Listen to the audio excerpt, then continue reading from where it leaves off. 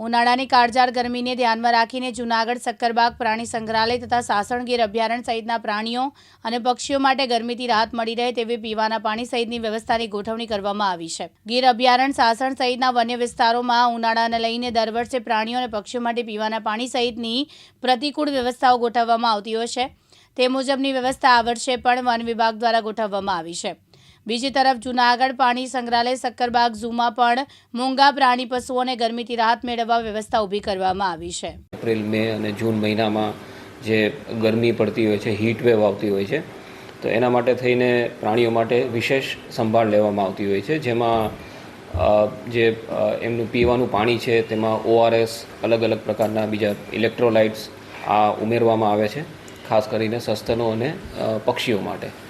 અને સાથે સાથે જે સરીસૃપ વર્ગના પ્રાણીઓ છે, જેમ કે કાચબા છે, મગર છે, ઘો છે, ઇગ્વાના છે, સાપ છે, તો આ બધા માટે ફોગર્સની વ્યવસ્થા કરવામાં આવે છે। તેમજ નાના જે સસ્તન પ્રાણીઓ છે, જેમ કે શાહુડી છે, જંગલ કેટ છે, સિવેટ છે, જાયન્ટ સ્ક્વિરલ છે, તો આ બધા માટે તેમજ જે મોટા માંસભક્ષી પ્રાણીઓ છે તો એમના પિંજરામાં ખાસ ફોગર્સની વ્યવસ્થા કરવામાં આવે છે।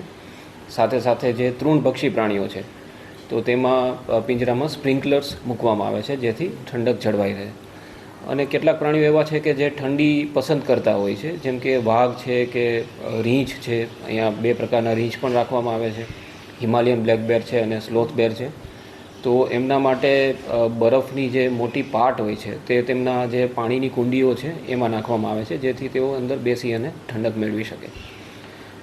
કેટલાક જે ફ્રૂટને પસંદ કરતા પ્રાણીઓ છે, જેમ કે રીંછ છે અથવા વાંદરા છે, તો તેમના માટે આઈસ કેન્ડી બનાવવામાં આવતી હોય છે, જેમાં જે ફ્રોઝન ફ્રૂટ્સ છે, જેમ કે તરબૂચ છે, ટેટી છે, તો એવા બધાને ફ્રોઝન કરી અને એમને આપવામાં આવે છે।